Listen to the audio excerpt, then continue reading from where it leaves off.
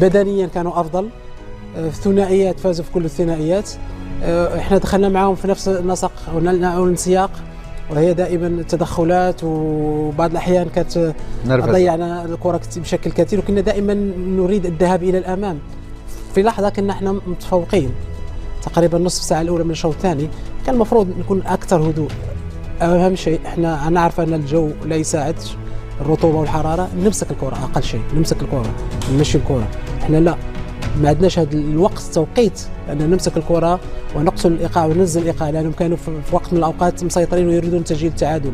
لا، حتى احنا بدينا نلعب معهم نفس الشيء، نريد الذهاب الى الامام، كنا دائما نخسر الكره ثم تعود علينا الهجمه. لكن كما قلت هي فيها اشياء كثيره نتعلم منها. اهم شيء كما قلت الحمد لله انه ربحنا نقطه، اننا عندنا 4 نقاط في ظروف صعبه. دخول بعض اللاعبين يمكن حتى هم تاثروا اكثر بعض الظروف، خصوصا الخنوس مع الزلزول نشاهد بشكل اكثر.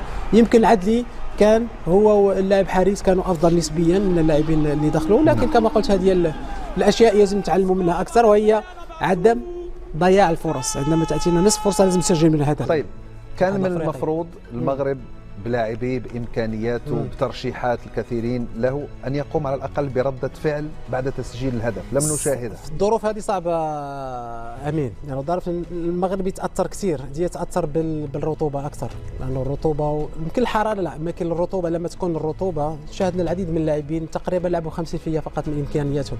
شفت زياش، شفنا كذلك أناحي، شفنا العديد من اللاعبين، مصيري كذلك، العديد من اللاعبين. لكن كما قلت هم دائما احنا عندنا ثقه كبيره في اللاعبين في الفريق.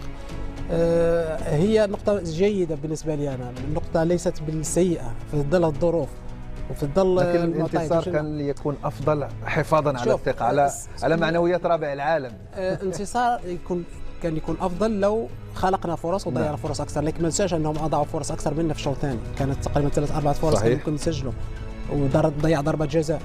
يعني في المباراه نشوف انا على الفرص اللي ضيعنا والفرص اللي ضيعها في منتخب الكونغو، وفي الظروف هذه اظن انها نقطه جد ايجابيه بالنسبه نقطه ايجابيه للمنتخب المغربي في انتظار الجوله الثالثه، ومباراه ستكون ايضا مهمه وحاسمه امام المنتخب الزامبي.